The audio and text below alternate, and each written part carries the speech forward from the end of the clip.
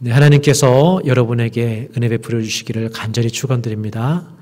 우리 좌우에 한번 바라보시면서 인사하겠습니다. 여러분 잘 오셨습니다. 함께 기도해 주셔서 감사합니다. 이제 우리는 갈라디아서 4장을 넘어서 이제 5장에 들어섰습니다. 갈라디아서가 6장이기 때문에 갈라디아서의 3분의 1을 지나고 있습니다. 옛날에 책 한 권 끝나면 책거리를 했다고 하죠. 우리도 한번 해보고는 싶지만, 그러나 이제 그런 식이 아니라 이것을 다 읽은 다음에 우리가 하나님께서 어떤 은혜를 베풀어 주셨는지, 무엇을 배웠는지, 어떤 기도하는 마음을 주셨는지, 이런 것들을 함께 나누기도 하고, 또 말씀에 대해서 질문도 하고, 이렇게 하면서 함께 기도하면서 자유롭게 수요 찬양 기도회를 한번 이렇게 해보는 거 어떨까, 이런 생각을 한번 해보았습니다. 여러분, 이제 갈라디아서가 좀 눈에 보이는지 싶습니다. 이 갈라디아서가 이제 눈에 보이면 내용이 사실은 조금 단순해지죠. 알게 되면 내용이 분명해집니다. 바울이 이런저런 복잡한 말을 많이 썼지만 바울이 원하는 그 목적은 한 가지입니다. 갈라디아의 교회의 문제를 해결하고 다시 해산하는 수고를 통해서 교회를 굳게 세우겠다라는 그 마음입니다. 한 사람 한 사람을 다시 바울과 같은 사람으로 세우겠다라는 그런 의지가 담긴 편지입니다. 이 시간은 우리가 바울이 생각하는 교회를 먼저 생각해 봤으면 좋겠습니다. 그냥 기관으로서의 교회 이렇게 생각하면 그곳에 교회라는 건물 하나 세우고 사람을 채우고 하면 그곳에 교회가 세워졌구나 라고 우리는 생각할 수 있습니다. 그런데 바울이 생각하는 교회는 그 이상입니다.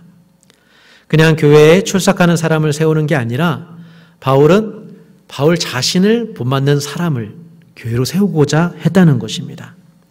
바울처럼 예수님 믿고 세상을 분별하고 세상에서 텐트 메이커와 같은 그런 일을 하면서 복음을 가르치고 복음 전파도 하는 그런 사람들이 모인 교회가 바로 바울이 생각하는 교회입니다.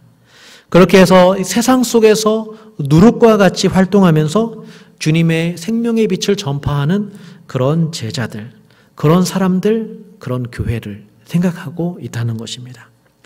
그냥 교회 안에서 조직 유지하기 위해서 지도자 양성 교육하고 평신도 이런 교육하고 하는 그런 교육이 아닙니다. 바울은 처음부터 세상 속에서 그리스도인으로 살 수 있는 그런 사람을 만들기 위해서 이렇게 복음을 전파했습니다. 어떤 선교사님은 선교지에 교회를 100개 세웠다라고 이렇게 자랑을 합니다. 그런데 중요한 건 건물이 아니라 그 안에 있는 사람들이죠. 성도들이 너무도 중요합니다. 선교할 때 교회 건물부터 짓는 게 아닙니다. 그 세상 속에 들어가서 사람을 만나는 게 먼저입니다. 일을 하면서 만나면서 친구가 되고 관계를 맺으면서 그 가운데 복음을 전하고, 그래서 믿는 사람들이 세워질 때 그때 필요하면 건물을 짓는 것이죠. 교회로 데려와서 교회 조직을 관리하기 위한 사람을 세우는 게 아니라 세상 속에 빛을 발할 수 있는 사람을 세우는 게 바울의 목표였습니다. 이 일은 금방 이루어지는 게 아니죠.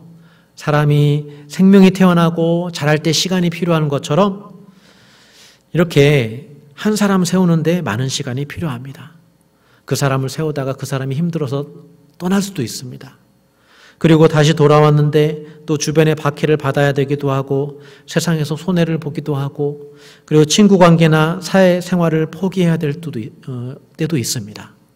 이런 것들을 감수하고 감당하려면 이게 시간이 필요합니다. 인내가 필요합니다. 그래서 한국 초기 선교사님들은 교회를 먼저 세운 게 아닙니다. 교회를 세운 게 아니라 한국 사람들에게 필요한 학교나 병원이나 고아원들을 세워주면서 그렇게 한국 사람들의 친구가 되어주고 그 친구가 되어주면서 사역을 하면서 복음을 전한 것입니다. 교회란 기본적으로 건물이 아니라 그 안에 있는 사람입니다. 건물이 좋아야 좋은 교회가 아니라 그 안에 사람들이 좋아야 좋은 교회입니다. 예수님 믿고 그 믿음대로 살아가는 그런 사람들이어야 좋은 교회입니다. 사람들을 그냥 끌어모으는 교회가 좋은 교회가 아니라 사람이 세워지는 교회, 한 사람이라도 세워지는 교회가 좋은 교회입니다. 바울의 꿈이 큰가요? 불가능하다고 생각할 수도 있습니다. 우리가 변화해야 될 사람들을 생각해 보면 그럴 수 있습니다. 정말 바울처럼 사람을 길러낼 수 있을까?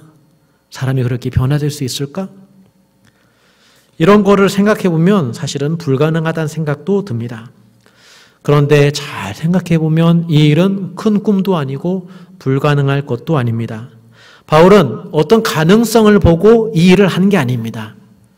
예수님을 바라봤기 때문에 이 일을 한 것입니다.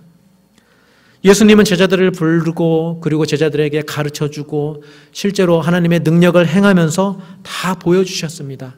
십자가를 지시는 그 죽음을 당하는 그 모든 것도 다 보여주셨습니다. 부활하셔서 다시 흩어진 제자들을 다시 다 불러 모아주시고 말씀으로 다시 다 풀어주시고 그러면서 제자들을 다 세워 놓으셨습니다. 그런 다음에 제자들에게 모든 민족을 다 제자로 만들어라. 또 이런 명령도 하셨습니다. 이거는 가능하냐 불가능하냐 그런 판단은 우리가 할 게 아닙니다. 이 일에는 내가 너희와 항상 함께 하겠다라는 주님의 약속이 있습니다. 그리고 이 일을 할 수 있도록 하나님께서 성령을 주셨습니다. 그렇기 때문에 바울은 믿고 하는 것입니다. 이게 성공할지 아닐지 염려하고 걱정하지 않습니다. 주님을 믿었기 때문에 주님이 하신 대로 그렇게 행하는 것입니다. 문제는 이거를 할 때 잘못된 방식으로 하려는 게 사실은 문제입니다. 예수님 방식이 아니라 사람의 방식으로 하려는 것이죠. 예수님처럼 겸손함으로 사랑으로 환대와 용서와 용납 이런 방법으로 사람을 세워가야 되는데 근데 이게 얼마나 인내가 필요한 겁니까? 이게 사랑하고 용서하고 이것은 너무 많은 시간이 필요해서 사람들에게 너무나 조급한 마음을 들게 해줍니다. 대신에 좀 더 편리하게 그리고 대량 생산이 가능한 어떤 시스템을 만들려고 하고 어떤 돈을 쓰려고 하고 어떤 자기가 가진 권력을 이용하려고 그렇게 해서 사람을 불러 모으려고 하는 그런 마음을 갖기 쉽습니다. 그러나 바울은 이런저런 사람의 방식을 다 거부했습니다. 다 거부하고 예수님을 따르는 자신과 같은 한 사람, 그 한 사람을 위해서 해산하는 수고를 하겠다라는 그런 방법을 택합니다. 저는 바울이 꾸는 이 꿈이 진실로 영향력이 크다고 생각합니다. 짧은 시간에 큰 결과를 얻을 수는 없을 것입니다. 그러나 바울과 같은 한 사람이 세워진다는 것, 그것만 생각해도 사실 이거 엄청난 일이 아닙니까? 그리고 신뢰할 만한 제자를 세우는 것은 더 어렵습니다. 바울에게 여러 제자들이 있었지만 어떤 디도와 같은 이런 몇몇 제자들 뿐만 있었습니다. 그렇지만 바울이 도시를 갈 때마다 바울과 같은 제자들을 한 명 한 명 세워놓는다면 사실은 그 도시에 복음이 누룩과 같이 전파될 수 있습니다. 사람이 많은 게 문제가 아닙니다. 바른 복음을 전파할 수 있는 헌신된 한 사람이 중요합니다. 그렇기 때문에 바울은 복음을 전하면서 몇몇 사람이 세워지면 그냥 그 지역에는 복음을 다 전했다 이렇게 생각했습니다. 아직 믿지 않은 사람이 많이 있고 복음을 듣지 못한 사람이 많이 있어도 그 지역에 진실로 복음을 전할 수 있는 몇 사람만 세워놓고 떠납니다. 그러면 이 사람이 할 수 있다고 믿는 것입니다. 그래서 로마서에는 바울이 이제는 내가 다 전했는데 이제는 내가 서바나 스페인으로 가겠다라는 그런 계획을 말하기도 하죠. 이렇게 사람이 세워져야지만 그러나 교회는 늘 생각처럼 그렇게 세워지지 않습니다. 늘 위험이 있고 시험이 있고 넘어짐이 있습니다. 교회 바깥으로 오는 세상과의 동일시의 그런 유혹이 있습니다. 그리고 교회 안에서 오는 유혹이 있습니다. 세상과 떨어져서 우리만 따로 구별되어서 살고자 하는 그런 유혹이 있는데 그러나 이 두 가지 다는 교회의 정체성을 부인하는 삶의 형태입니다.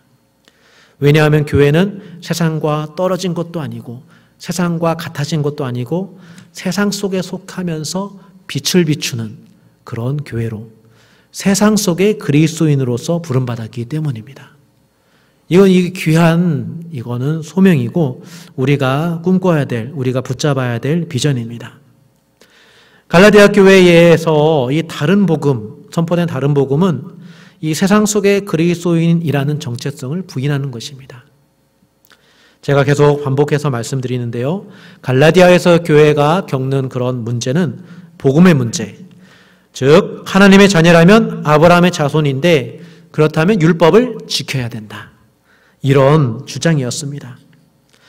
이런 주장을 하는 교사들이 등장하면서 이방 그리스도인들에게 할례를 요구하기 시작했고요. 분명히 이 연약한 이 교회 성도들은 그 말을 따를 수밖에 없었고 또 할례를 받았습니다. 그러면 그들은 세상 속의 그리스도인인가요? 아니면 세상 속의 유대인인가요? 할례 받은 이방인들은 그리스도인이 아니라 이류가 된 유대인일 뿐입니다. 그래서 바울은 이 교회가 죽었다 판단했습니다.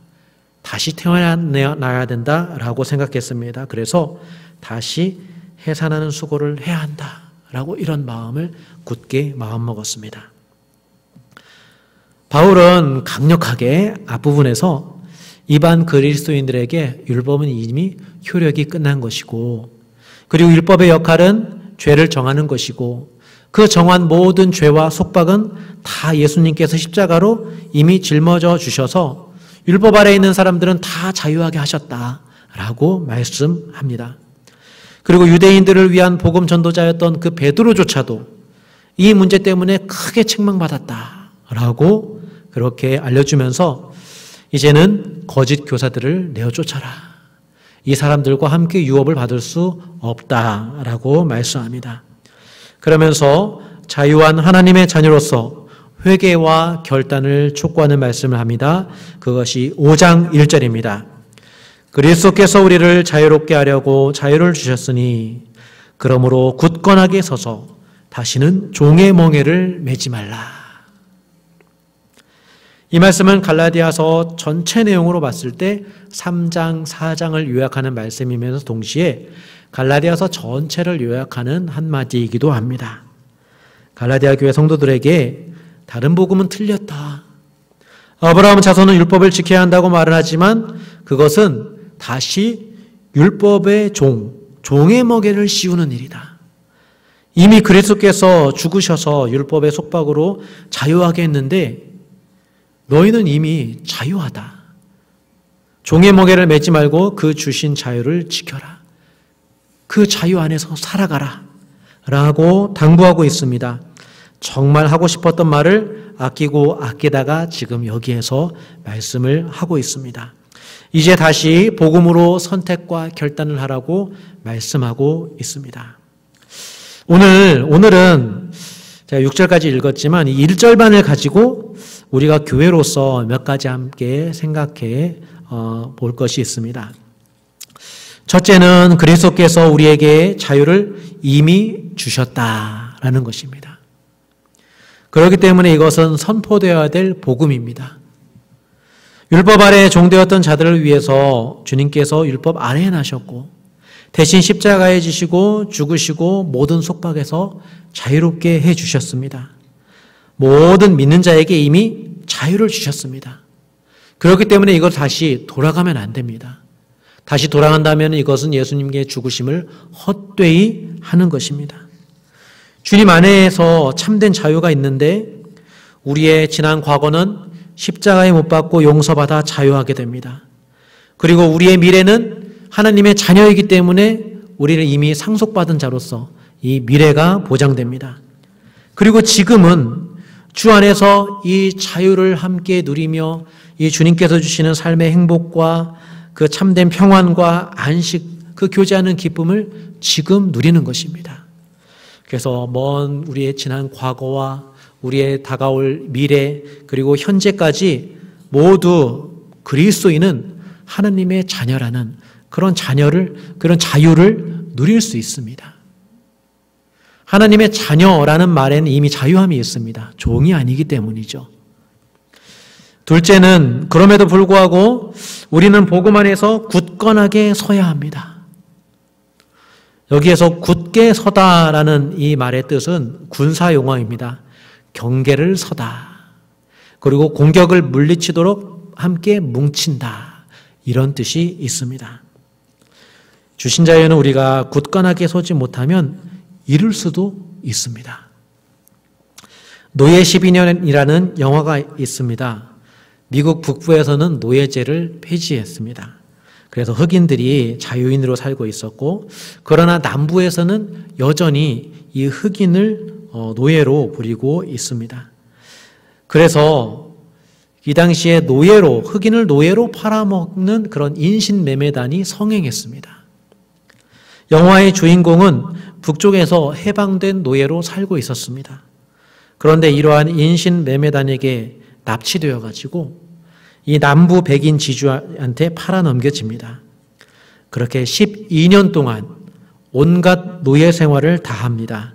사람 취급받지도 못하고 겨우 생존하다가 기적적으로 탈출해서 가족의 품으로 돌아온 내용, 그것을 기록한 것이 노예 12년. 이것은 실화로서 만들어진 영화입니다. 이 영화를 보면서 여러분, 자유인이 되었다고 안심할 게 아닙니다. 이 자유를 지켜야 되고 빼앗겼다면 다시 찾아야 합니다. 갈라디아 교회에서는 이 거짓 교사가 이 영혼의 인신매매단이었습니다. 다른 복음을 전파해가지고 자유한 사람들을 꿰어가지고 율법의 종으로 만들려는 사람들이었습니다. 갈라디아서 6장 12, 13절을 함께 보고자 하는데요. 여기서는 갈라디아 교회에서 왜 할례를 받고자 했는지 그 현실적인 배경과 이유를 설명해 주고 있습니다. 12절의 말씀을 보면 이 사람들이 할례를 받게 된 이유 가운데 하나는 그리스도의 십자가로 말미암아 박해를 면하게 하기 위함이다. 이렇게 말씀하고 있습니다. 당시 로마 사회에서는 유대인들은 보호받았습니다. 유대인 공동체는 인정받았습니다. 그렇기 때문에 할례라는 것은 그가 유대인이라는 것을 확실하게 보장해주는 육신의 표시가 되었습니다. 그래서 다른 복음을 말하는 사람들은 믿는 사람들은 할례 받아야 된다. 할례를 받으면 박해의 위기를 모면할 수 있다. 그래서 유대인처럼 그렇게 살아라 라고 말했을 것입니다. 그런데 결과적으로 이것은 그리스도로 말미암는 그런 고난을 피하는 그런 선택이었습니다. 또 한 가지는 13절에 있는데요. 이방 그리스도인들이 할례를 받게 하려는 것은 그들이 너희의 육체로 자랑하려 함이라. 이렇게 말을 합니다. 유대인들은 실제로 율법을 지키지 않습니다. 잘 지키지 않는데도 그들이 하나님의 자녀라고 자랑할 수 있는 것, 그 할례 때문입니다. 그 육체의 표시를 보고 스스로 아브라함의 자손이라고 믿기 때문에 그 표시를 할례를 자랑하고 있는 것이죠. 그래서 그 할례만 받으면 하나님의 자손이다. 아브라함의 자손이다. 라고 자랑할 수 있었던 것입니다. 이게 문제는 뭐냐면 육체는 자랑할 수 있지만 그러나 그리스도의 의는 포기해 버린 것입니다. 언제든지 우리가 복음 안에 굳게 서지 못하면 갈라디아 교회처럼 이렇게 고난을 회피하는 다른 복음에 휩쓸리거나 아니면 육체를 자랑하는 다른 복음이 들어와서 성도들의 마음을 빼앗아갈 수 있습니다. 그래서 하나님의 자녀로 자유하게 살아야 되는데 어떤 그런 다시 종으로 돌아가는 일들이 생길 수 있습니다. 그러면 한번 생각해 보았습니다. 어떻게 하여야 굳게 설 수 있을까? 어떻게 하여야 이런 유혹 가운데 흔들리지 않고 우리가 바로 설 수 있을까? 자유함을 지킬 수 있을까? 우선 당연한 말씀이지만 교회에서는 바른 복음이 선포돼야 됩니다. 믿는다는 것은 맡긴다는 것인데 치료하기 위해서 의사에게 자기의 생명을 맡기듯이 그렇게 오직 주님을 깊이 신뢰해야 되는데 바른 복음을 듣고 그렇게 신뢰해야 바로 그 사람이 굳건하게 설 수 있습니다. 온전하게 신뢰해야 그 사람이 주 안에서 강해질 수 있습니다. 하나님의 자녀로서의 정체성을 말씀으로 분명하게 세워가는 것, 바로 이 복음을 바로 듣는 것, 이것이 복음 안에 뿌리를 내려서 흔들리지 않게 하는 우리의 정체성을 세워줍니다. 또 한 가지는 이것을 믿었다면 기도해야 합니다. 단지 말씀을 듣는 것에서 끝나지 말아야 합니다. 주님이 주신 자유, 이 자유를 사용해야 합니다. 그것은 기도인데요. 그것은 자유한 자녀에게 주시는 하나님의 축복입니다. 우리는 예수님의 이름으로 하나님 아버지께 자유롭게 기도할 수 있습니다. 어떤 조건을 요구하지 않습니다. 왜냐하면 우리는 하나님의 자녀이니까요. 자녀가 아버지에게 나아갈 수 있습니다. 자유롭게 나아갈 수 있습니다. 이것이 자녀에게 있는 강력한 힘이죠. 내게는 아버지가 있다. 그 아버지에게 말하면 아버지께서 들어주신다. 이것만큼 강한 능력이 어디 있겠습니까? 이 기도를 통해서 하나님과 교제하면서 자녀답게 살 수 있습니다. 자유를 누릴 수 있습니다. 주 안에서 더욱 깊고 단단한 관계를 기도하면서 만들어 나갈 수 있습니다. 기도가 없기 때문에 어쩌면 우리가 말씀을 들어도 그 믿음을 지키지 못합니다. 우리가 기도하지 않기 때문에 우리가 가진 자유함이 있음에도 불구하고 여전히 세상에 매여서 살아가게 됩니다. 세상에 동화되어 버리는 것이죠. 기도한 사람은 자신의 믿음을 지킬 뿐만 아니라 다른 사람도 지켜줄 수 있습니다.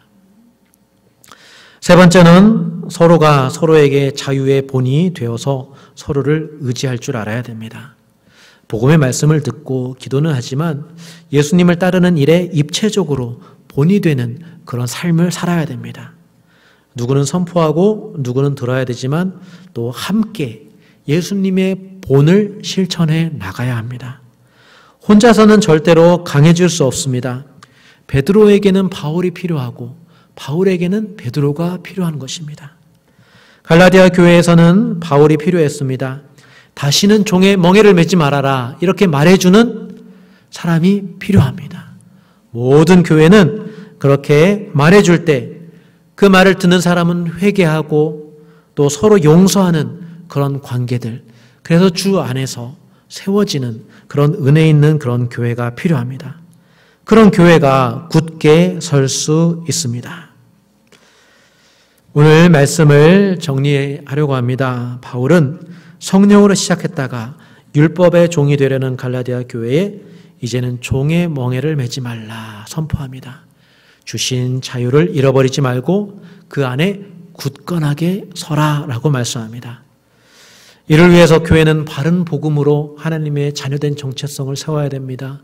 자녀가 되었다면 그 자유로운 마음으로 아버지께 나아가 기도할 줄 알아야 됩니다. 그리고 마지막으로 주 안에서 함께 형제된 자매된 자들이 서로가 서로에게 본이 되어주면서 이끌어주고 서로 굳건하게 설 수 있어야 하겠습니다. 마지막으로 교회를 생각해 보았습니다. 교회야말로 늘 항상 위험과 유혹 가운데 있습니다. 모든 목회자들은 이런 가지를 염려하죠. 그리고 기도하는 성도들도 다 같이 이런 마음으로 교회를 바라보는 줄 믿습니다. 우리는 주님을 보며 육신의 편리를 먼저 구하지 않아야겠습니다. 외모와 건물과 사람 숫자로 교회를 자랑해서는 안 될 것입니다. 그러다가 육신의 소욕을 구하다가 자유를 잃어버리고 세상의 종이 되어버릴 수도 있습니다. 세상 속에서 살아가는 그리스도인이라는 이런 비전을 놓쳐버리면 우리는 어쩌면 맛을 잃어버린 교회가 되어서 사명을 잃어버리고 그래 교회 안에서 편안하게 살아가야 되겠다. 편안한 노후를 즐겨야 되겠다. 그래 평안하고 풍족한 생활을 이렇게 그렇게 성도로서 살아가야겠다. 라고 생각할 수 있지만 그러나 그 삶을 위해서 주님께서 우리를 자유롭게 하신 게 아닙니다. 그것을 위해서 그것만을 위해서 우리를 위해서 십자가를 지신 게 아닙니다. 우리가 이런저런 세상에 관련된 그런 종의 멍에를 매지 말고 사랑으로서 역사하는 그런 믿음 안에서 우리가 예수님을 따라 닮아가는 그 일을 소홀히 해서는 안 될 것입니다. 주님은 우리를 세상 속에 그리스도인으로 불러주셨습니다. 빛으로 불러주셨습니다.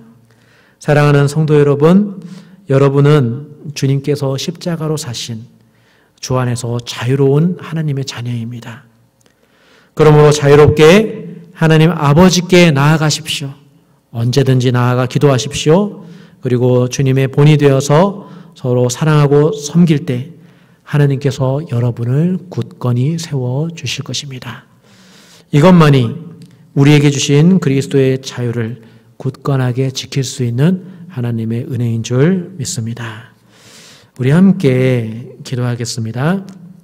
제가 기도 제목을 드리겠습니다. 오늘 말씀을 생각하면서 우리가 하나님의 자녀로서 그 자유함을 지키며 살게 하여 주시옵소서 기도하고, 세상과 육신의 소욕을 따르지 않게 하여 주시옵소서, 세상 속에서 빛을 발하는 그리스도인으로서 살게 하여 주시옵소서, 그리고 자녀이면 자녀답게 자유롭게 아버지께 나아가서 기도하는 자가 되게 하여 주시옵소서. 기도하는 마음 도와주셔서 우리가 더욱더 가까이 하나님께 나아가는 우리 삶 교회 되게 하여 주시옵소서. 우리 함께 기도하겠습니다. 살아계신 하나님 아버지, 은혜와 사랑을 감사드립니다. 하나님께서 주신 은혜, 아버지 하나님의 자녀된 은혜, 아버지 하나님이여 우리가 자녀됨을 지켜야 되겠습니다. 아버지 하나님께서 우리에게 주셨지만 우리가 우리의 굳게 세워가지 않으면 아버지 언제든지 잃어버릴 수 있는 아버지 우리의 모습을 보게 됩니다. 아버지 세상의 소욕을 따르지 않게 하여 주시옵소서, 외모를 따르는 자가 되지 않게 하여 주시옵소서, 외형을 따르는 자가 되지 않게 하여 주시옵소서, 바울처럼 한 사람을 소중하게 생각하는 그런 것처럼 아버지 한 영혼들이 교회로 세워져야 하겠습니다. 아버지 세상 속에 그리스도인으로서 빛을 발하는 교회로서 세워질 수 있도록 아버지 이 귀한 비전을 우리가 품고 살아가게 하여 주시고, 아버지 이 비전을 이루기 위해서 우리가 더욱더 기도하게 하여 주시옵소서. 자유한 자녀로서 자유로운 마음으로서 아버지께 더욱 기도하며 나아가는 아버지 하나님의 자녀가 되는 우리 뉴라이프 교회가 되게 하여 주시오. 아버지 우리가 기도하는 심령에게 성령을 더욱더 충만하게 허락하여 주셔서 아버지 여러 가지 모습으로 교회를 위해 기도하며 아버지 이 세상을 위한 귀한 사명을 감당하는 교회를 위해 더욱더 기도하는 아버지 우리 뉴라이프 교회 온 성도들 다 될 수 있도록 주여 붙들어 주시옵소서. 하나님께 감사드립니다. 살아계신 주 예수 그리스도 이름으로 기도드립니다. 아멘. 살아계신 하나님 아버지, 말씀을 통해 우리를 하나님의 자녀로 자유를 주심에 감사드립니다. 이 자유로 주님께 더욱 나아가 기도하게 하여 주시옵소서. 우리가 세상의 종, 육신의 종에 사로잡힐 게 아니라 하나님의 자녀로서 하나님의 뜻을 먼저 구하는 그런 자유로운 자녀로 살게 하여 주시옵소서. 예수님의 이름으로 기도합니다. 아멘.